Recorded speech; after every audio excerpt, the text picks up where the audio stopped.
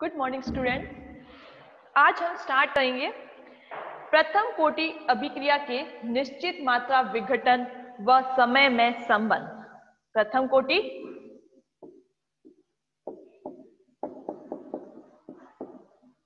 अभिक्रिया के निश्चित मात्रा विघटन तथा समय में संबंध। इसके लिए देखिए कि हमारे पास एक क्रियाकारक A है, हमारे पास एक क्रियाकारक A है जो कोई क्या बना रहा है, एक उत्पाद बना रहा है। ठीक है, हमारे पास एक क्रियाकारक A है, वो एक उत्पाद बना रहा है। अब इस अभिक्रिया के लिए देखिए, माना t बराबर 0 पर, माना t बराबर 0 पर क्रियाकारक की प्रारंभिक सांद्रता A बराबर कितनी है, हमने कितनी ली, 100 मोल पर लीटर ली, 100 मोल पर लीटर ली। ठीक है, माना t बराबर 0 पर क्रियाकारक A की प्रारंभिक सांद्रता A बराबर कितनी लिए है, हमने 100 मोल पर लीटर लिए। ठीक है, और t बराबर 0 पर उत्पाद की सांद्रता कितनी होती है, 0 होती है। ठीक है, तो t बराबर 0 पर उत्पाद की सांद्रता 0। अब हम क्या करेंगे, अलग अलग समय पर क्रियाकारक की निश्चित मात्रा का विघटन देखेंगे। अलग अलग समय पर क्रियाकारक की निश्चित मात्रा का विघटन देखेंगे। तो देखिए t बराबर T25% पर, T25% पर, T25% का क्या मतलब है, तो देखिए कि क्रियाकारक की प्रारंभिक सांद्रता हमने कितनी ली है, यहाँ पे 100 मोल पर लीटर लिए, या जितनी भी हम लेंगे क्रियाकारक की सांद्रता, अगर हम जितनी भी ले रहे हैं प्रारंभिक सांद्रता, उसमें से 25% जो है वो किसमें चेंज हो गया है, उत्पाद में चेंज हो गया है। T25% का क्या मतलब है कि हमने क्रियाकारक की प्रारंभिक सांद्रता जितनी भी ली है उसका 25% जो है वो किसमें चेंज हो गया है, उत्पाद में चेंज हो गया है। तो अब क्रियाकारक A की सांद्रता क्या होगी, प्रारंभिक सांद्रता क्या होगी, प्रारंभिक सांद्रता कितनी है, 100 है। ठीक है, माइनस 25% किसमें चेंज हो गया उसके अंदर, तो 100 माइनस 25, और ये क्या होगा 25, यहाँ पे क्या होंगे 25 मोल जो है, 100 में से 25 मोल जो है वो किसके अंदर चेंज हो गए, उत्पाद के अंदर चेंज हो गए। 100 मोल पर लीटर में से 25 मोल, 25 मोल पर लीटर जो है वो किसमें चेंज हो गए, उत्पाद में चेंज हो गए। ठीक है, तो ये T25% है, और ये 100 माइनस 25 क्या हो जाएगा, 75। तो A बराबर क्या आया अपने पास, क्या आया, क्रियाकारक की सांद्रता कितनी आई अपने पास, 75 मोल पर लीटर आई। ठीक है, इसी तरह से अगर हम T10% लेंगे, T10% लेते हैं तो क्या आता है, देखिए 10% का मतलब 100 में से 10 किसमें चेंज हो गए, उत्पाद में चेंज हो गए। ठीक है, तो 100 माइनस 10 कितना होता है, 90, और ये उत्पाद में कितने चेंज हुए हैं, 10 मोल चेंज हुए 100 में से। इसी तरह से मोल पर लीटर, इसकी ये क्या होगी, सांद्रता सब मोल पर लीटर में होगी। ठीक है, इसी तरह से हम ले T40% लेंगे, T40% को देखो, T40% क्या हो जाएगा, 100 माइनस 40, और x क्या हो जाएगी, x हो जाएगा 40, और 100 माइनस 40 कितने होते हैं, 60। तो क्रियाकारक की सांद्रता कितनी आई, 60 आई, और उत्पाद की सांद्रता कितनी है, 40। ठीक है, इसी तरह से T50% ले, T कितना ले, 50% ले, तो 100 माइनस 50 और x की सांद्रता क्या होगी, 50 मोल पर लीटर, मोल पर लीटर।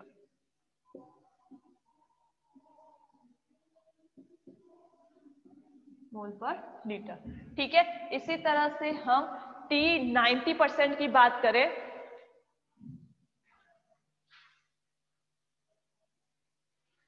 या पहले ले लेते हैं T75%। तो देखिए T75% क्या आता है, 100 माइनस 75 और उत्पाद की सांद्रता क्या होगी 75। 100 माइनस 75 25 मोल पर लीटर। ठीक है, इसी तरह से T90%, T99% और T99.9% पर हम क्रिया कारक के विघटन की मात्रा निकालेंगे।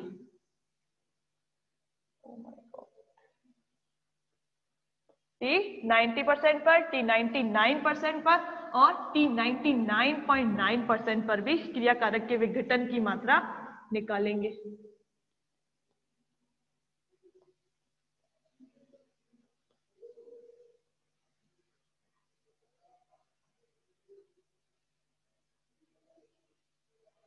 ठीक है, तो T90% क्या हो जाएगा, T90% हो जाएगा 100 माइनस 90 और उत्पाद की सांद्रता क्या होगी 90 और क्रियाकारक की सांद्रता कितनी हो जाएगी 10 मोल पर लीटर। ठीक है, इसी तरह से T99% क्या हो जाएगा 100 माइनस 99, ये कितना हो जाएगा 1 मोल पर लीटर एंड इसकी सांद्रता कितनी हो जाएगी 99, उत्पाद की सांद्रता कितनी हो जाएगी 99। ठीक है, फिर 99.9% की बात करते हैं। 99.9 तो 100 माइनस 99.9 कितना आएगा, क्रियाकारक की सांद्रता 0.1 मोल पर लीटर, 0.1 मोल पर लीटर और उत्पाद की सांद्रता क्या होगी 99.9 मोल पर लीटर, 99.9 मोल पर लीटर। तो ये क्या है, समय और क्रियाकारक की निश्चित मात्रा के विघटन में क्या है संबंध है, यानी कि T90% पर क्रियाकारक में कितना विघटन हो जाता है, यानी कि T90% पर क्या होता है कि 100 में से 90 मोल जो है वो उत्पाद में चेंज हो गए और सिर्फ क्रियाकारक कितना बचा 10 मोल पर लीटर बचा। कितना बचा 10 मोल पर लीटर बचा। तो इस तरह से ये क्या हो गया, क्रियाकारक का विघटन हो गया। तो अलग अलग समय पर क्रियाकारक की निश्चित मात्रा में विघटन में ये क्या है संबंध है। फिर अब देखिए जो प्रथम कोटि अभिक्रिया का समाकलित वेग समीकरण क्या था, इसी के अंदर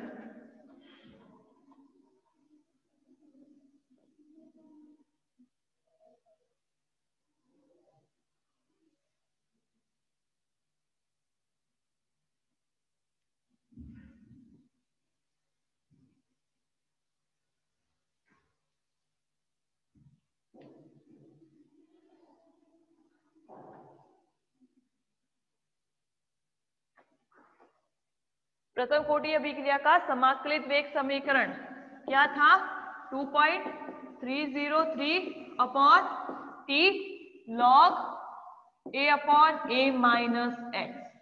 ठीक है, अब हम क्या करेंगे यहां से t निकालेंगे। तो t क्या हो जाएगा 2.303 अपॉन k।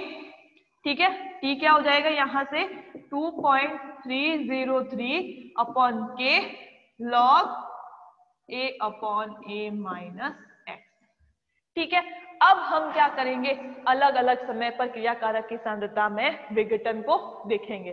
ठीक है, तो सबसे पहले हम T25% की बात करते हैं। ठीक है, तो देखिए 2.303 अपॉन k लॉग क्रियाकारक की प्रारंभिक सांद्रता कितनी थी, कितनी ली थी 100 ली थी, तो 100। ठीक है, अब 100 माइनस x, x की वैल्यू क्या हो जाएगी T25% पर 25। ठीक है, तो a क्या है 100 है और 100 माइनस x क्या है 25। ठीक है, क्या हुआ 100 अपॉन 100 माइनस 25, तो क्या आता है सॉल्व करने पर देखिए 2.303 अपॉन के 2.303 अपॉन के लॉग 100 अपॉन 75, 100/75, ठीक है। तो 25 से कट रहा है, ये 4 बार, ये 3 बार, ठीक है। तो क्या आया, log 4/3 आया। अब अगर हम इसको डायरेक्ट log 4 की वैल्यू निकालेंगे या फिर हम इसको कैसे लिखेंगे, सबसे पहले तो वो log a/b को क्या लिखते हैं अपन, log a minus log b, ठीक है, ये लिखते हैं। तो ये क्या हो जाएगा, log 4 माइनस log 3, ठीक है, ये क्या हो जाएगा, log 4 माइनस log 3। अब हम क्या करेंगे, देखिए अगर अपन को log 4 की पहले मतलब वैल्यू पता है तो हम लिख सकते हैं log 4 की वैल्यू डायरेक्ट। अगर नहीं पता है तो हम इसको यूं लिखेंगे 2 log 4 और सॉरी 2 log 2 और 2 log 2 और log 2 की वैल्यू क्या होती है 0.3010, ठीक है। तो देखिए 2.303 अपॉन के log, ये क्या हो जाएगा log 4 माइनस log 3, ठीक है। log 4 को हम यूं लिख सकते हैं 2 log 2, ठीक है, 2 log 2 और 2 log 2 की वैल्यू क्या होती है 0.3010। तो ये क्या हो जाएगी, log 2 की वैल्यू है 0.3010 और आगे क्या है 2 है, तो ये क्या हो जाएगा 2 इंटू 0.3010, ठीक है। आया समझ में है। देखो log 4 को अपन क्या लिख सकते हैं 2 log 2, ठीक है, और log 2 की वैल्यू होती है 0.3010 और आगे क्या है 2 है, तो 2 इंटू 0.3010, ठीक है।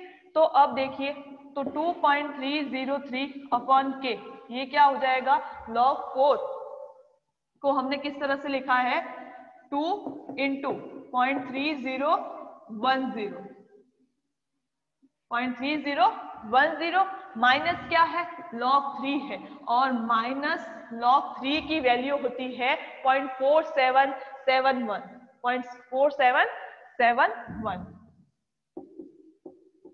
0.4771 दिखाई नहीं दे रहा है उस साइड,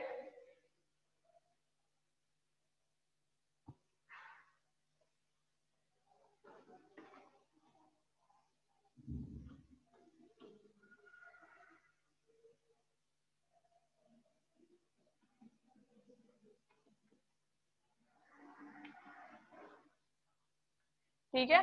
तो देखो T25% is equal to 2.303 upon k, log 4 को हमने लिखा है 2 log 2 और log 2 की वैल्यू होती है 0.3010, तो ये क्या आया 2 इंटू 0.3010, तो इसको यूं लिख दिया 2 इंटू, इसको ब्रैकेट में लिख देते हैं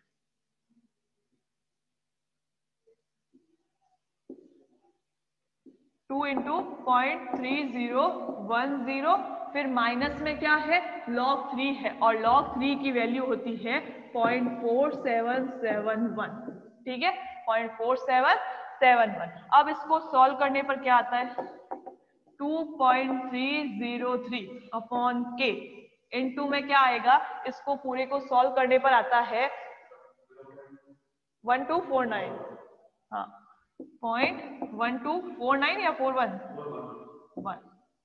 ठीक है।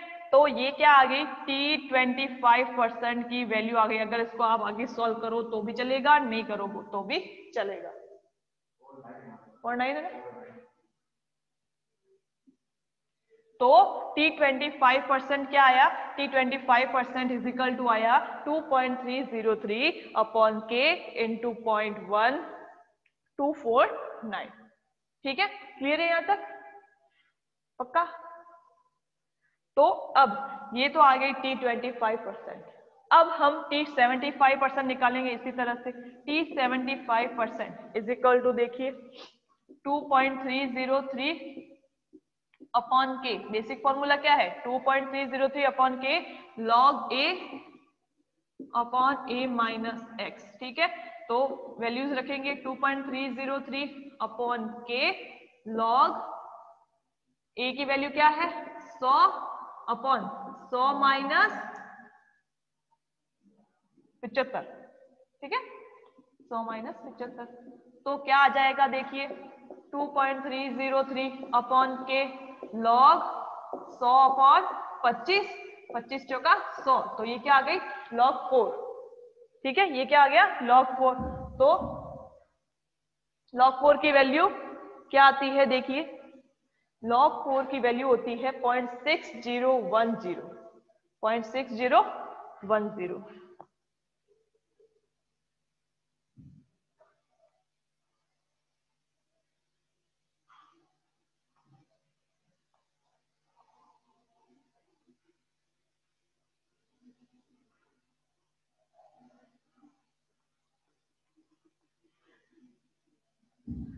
log 4 की वैल्यू होती है, ये क्या आया log 4 आया, तो T75% इज इक्वल टू क्या आया 2.303 अपॉन के, और ये क्या है log 4, और log 4 की वैल्यू होती है 0.6010,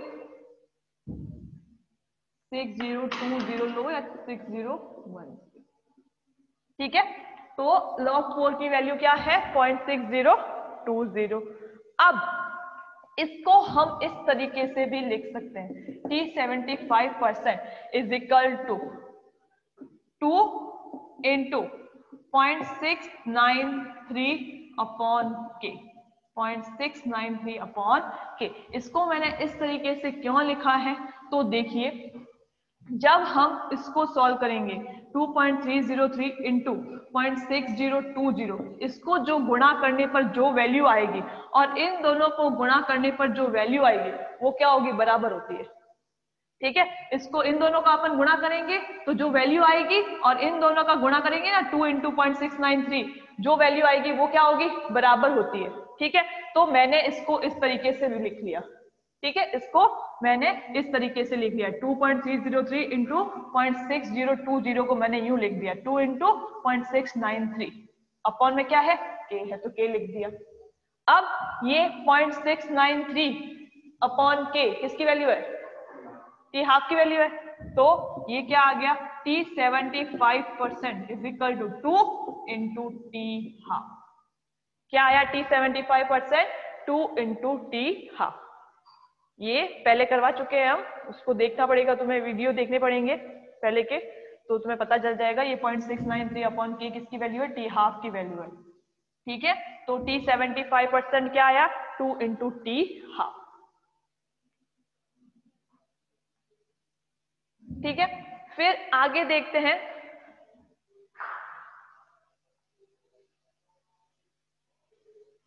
T90%।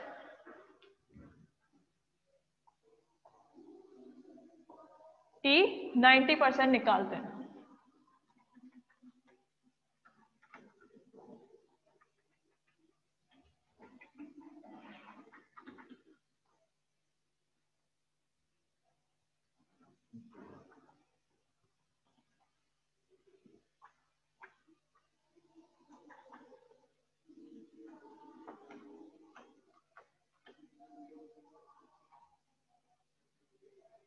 T90% निकालते हैं, देखिए क्या है फॉर्मूला 2.303 अपॉन के log a upon a minus x. ठीक है, तो निकालते हैं 2.30 वैल्यू रख देते हैं, के लॉग a की वैल्यू कितनी है 100 बट्टा क्या हो जाएगा 100 माइनस 90, 100 माइनस 90, तो ये क्या आया 10 आया। 2.303 अपॉन के लॉग 100 बट्टा 10। ठीक है, 0 से 0 कट गया, लॉग 10 की वैल्यू कितनी होती है 1, तो 2.303 अपॉन के, और लॉग 10 की वैल्यू होती है 1, तो ये क्या आ गया T90% इज इक्वल टू कितना आया, T90% इज इक्वल टू कितना आया 2.303 अपॉन के। ठीक है, T90% कितना आया 2.303 अपॉन के। इसी तरह से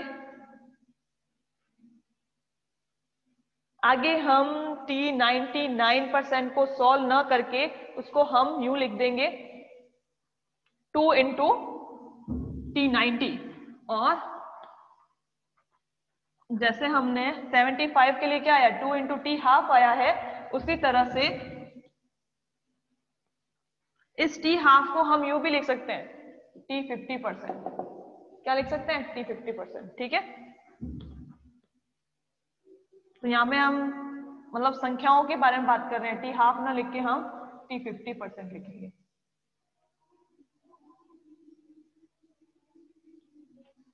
तो टी 99% को हम क्या लिखेंगे 2 इंटू टी 90,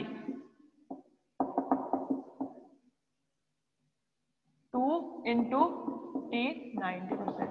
ठीक है, इसी तरह से टी 99% को क्या लिखेंगे 3 इंटू टी 90।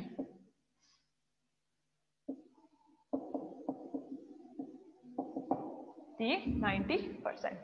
ठीक है, तो ये आ गया अपने प्रथम कोटि अभिक्रिया के क्रियाकारक, प्रथम कोटि अभिक्रिया के क्रियाकारक की निश्चित मात्रा विघटन और समय में संबंध, निश्चित मात्रा विघटन और समय में संबंध था। और हमने क्या किया, अलग अलग समय पर क्रियाकारक की जो मात्रा में विघटन हो रहा था उसको ज्ञात किया, क्रियाकारक की मात्रा में जो विघटन हो रहा था उसको ज्ञात किया। अब ये तो यहाँ तो ये वाला टॉपिक तो कंप्लीट हो गया। अब प्रथम कोटि अभिक्रिया के 2-3 पॉइंट हैं, उसको हम देखते हैं कि प्रथम कोटि अभिक्रिया है। पहले उससे पहले एक ये बात देखते हैं कि प्रथम कोटि अभिक्रिया में, प्रथम कोटि अभिक्रिया के निश्चित मात्रा विघटन, प्रथम कोटि अभिक्रिया के निश्चित मात्रा विघटन की विघटन जो है वो क्रियाकारक की सांद्रता से क्या होती है, स्वतंत्र होती है। यहाँ पर किसी में भी क्रियाकारक की सांद्रता नहीं आई है, ए नया नहीं आया है। ठीक है, तो ये क्या होगा, क्रियाकारक की सांद्रता से क्या है, स्वतंत्र है। यानी कि प्रथम कोटि अभिक्रिया की निश्चित विघटन की मात्रा, क्रियाकारक के निश्चित विघटन की मात्रा जो है वो क्रियाकारक की सांद्रता, क्रियाकारक की प्रारंभिक सांद्रता ए से क्या है, स्वतंत्र होती है। निश्चित विघटन की मात्रा क्रियाकारक की प्रारंभिक सांद्रता से क्या होती है, स्वतंत्र होती है। ठीक है, फिर अब एक और पॉइंट देखते हैं कि प्रथम कोटि अभिक्रिया जो है वो कभी भी पूर्णता को प्राप्त नहीं होती है। प्रथम कोटि की अभिक्रिया कभी भी पूर्णता को प्राप्त नहीं होती है और प्रथम कोटि अभिक्रिया को पूर्ण होने में अनंत समय लगता है। कितना समय लगता है, अनंत समय लगता है, और ये कभी भी पूर्णता को प्राप्त नहीं होती है। ठीक है, तो यहां से तो ये स्पष्ट होता है कि क्रियाकारक के निश्चित मात्रा विघटन, निश्चित विघटन की जो मात्रा है वो क्रियाकारक की प्रारंभिक सांद्रता ए से क्या है, स्वतंत्र है। ठीक है, और फिर प्रथम कोटि अभिक्रिया का या प्रथम कोटि अभिक्रिया कभी भी पूर्णता को प्राप्त नहीं होती है और उसे पूर्ण होने में कितना समय लगता है, क्योंकि उसको पूर्ण होने में अनंत समय लगता है।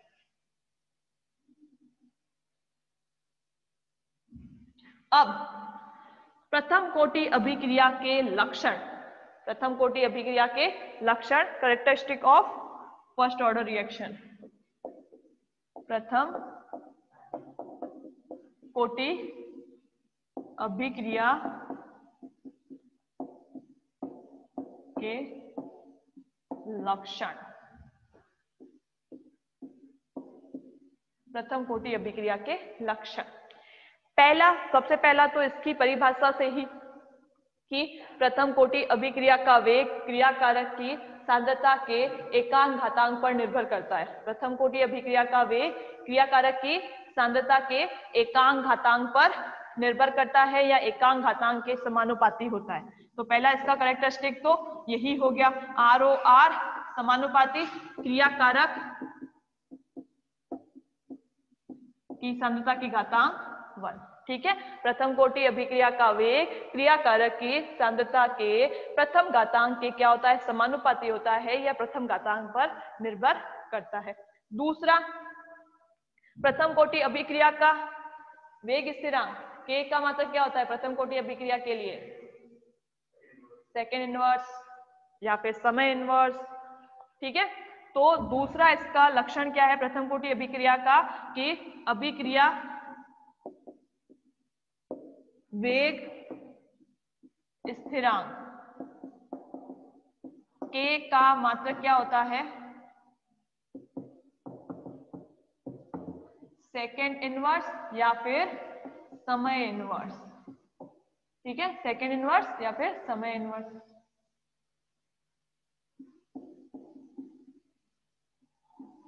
सेकेंड इनवर्स या ये अपॉन में नहीं है ये, ठीक है, ये या है।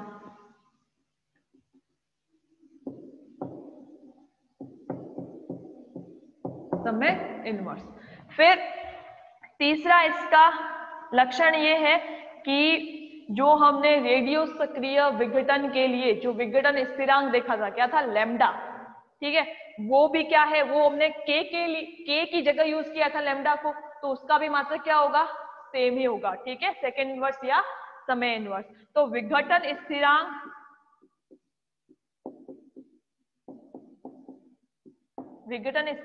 या क्षयांक लैम्डा का मात्रक भी क्या है, सेकेंड इनवर्स या फिर समय इनवर्स, क्योंकि हमने इसको किसकी जगह यूज किया था, के की जगह यूज किया था, और के का जो मात्रक है वही क्या होगा, इसका ही मात्रक होगा। ठीक है, फिर चौथा इसका है पॉइंट, लक्षण है कि ग्राफ को देखते हैं। चौथा ग्राफ के ऊपर है log a माइनस एक्स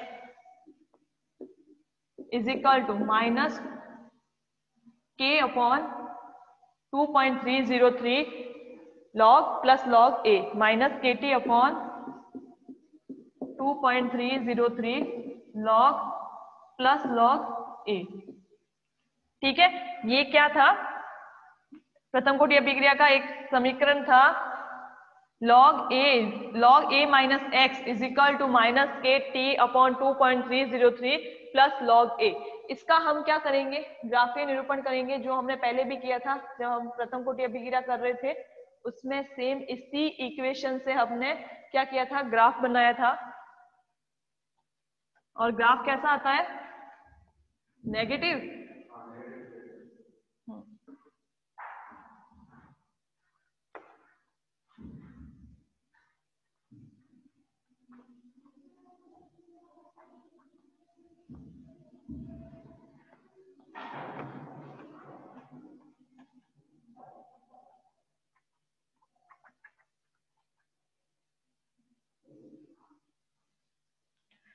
तो log a minus x is equal to minus k t upon 2.303 plus log a है। हम ग्राफ बनाएंगे log a माइनस एक्स और t के बीच में। ठीक है, तो क्या एक ग्राफ कैसा आएगा, नेगेटिव स्लोप के साथ में आएगा।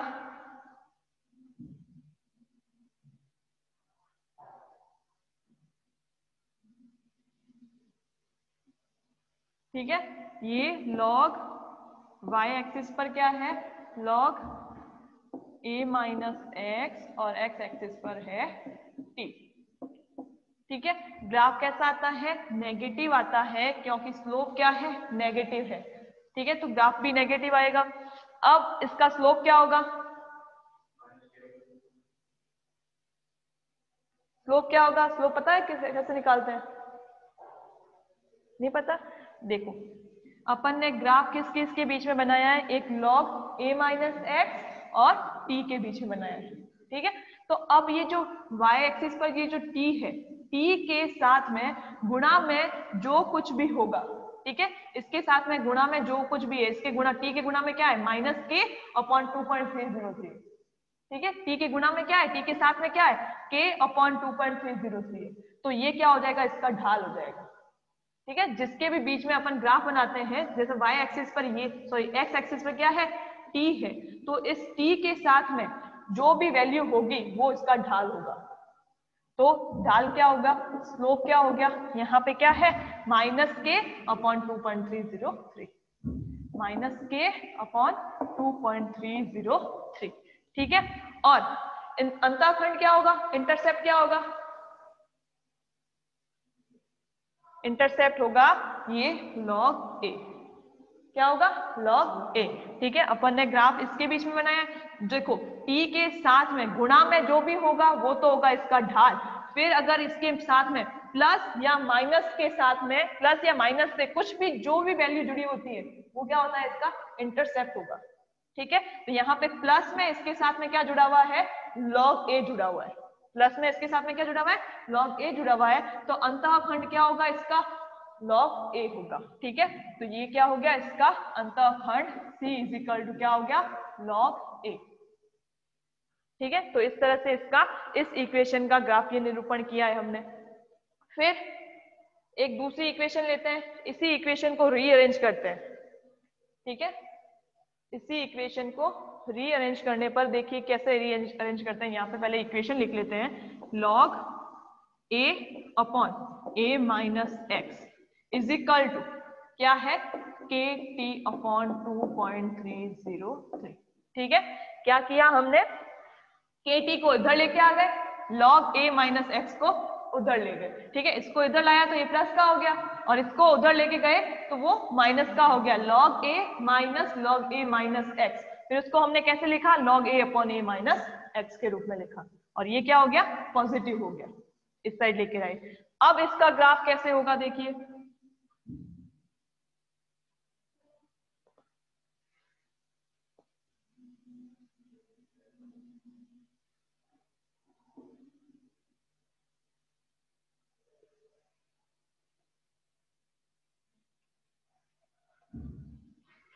अब ग्राफ क्या आएगा पॉजिटिव आएगा। ठीक है, माइनस नहीं है ये स्लोप। ग्राफ किस किसके बीच में बना रहे हैं log a upon a minus x और t के बीच में। ठीक है, तो y एक्सिस पर log a upon a minus x और यहाँ पे x एक्सिस पर t। ठीक है, तो ग्राफ कैसे आएगा पॉजिटिव स्लोप के साथ में ग्राफ आएगा। ठीक है, देखो पहले क्या था माइनस का चिन्ह था तो ग्राफ यूं आया था। ठीक है, नेगेटिव स्लोप के साथ में आया था, अब क्या है प्लस है तो ग्राफ कैसे आएगा यूं आएगा। ठीक है, तो अब देखिए, अब बताओ इसका ग्राफ का ढाल क्या होगा।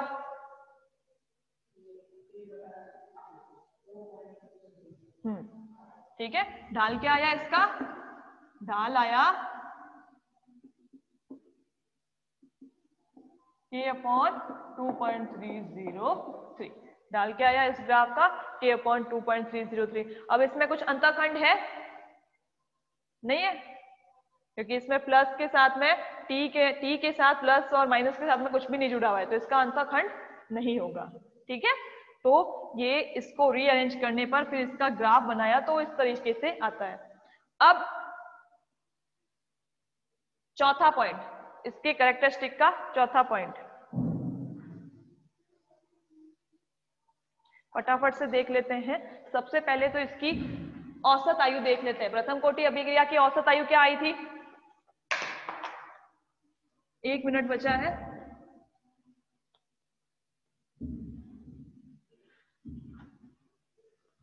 प्रथम कोटि अभिक्रिया की औसत आयु कितनी आई थी, 5वां पॉइंट, औसत आयु इज इक्वल टू 5वां पॉइंट है औसत आयु पर। औसत आयु इज इक्वल टू क्या थी, t average is equal to क्या थी 1.4425 इंटू टी हाफ। ठीक है, ये थी प्रथम कोटि अभिक्रिया की औसत आयु। फिर छठा पॉइंट जो हमने लास्ट में सबसे पहले स्टार्ट किया था कि प्रथम कोटि अभिक्रिया के निश्चित मात्रा विघटन या निश्चित विघटन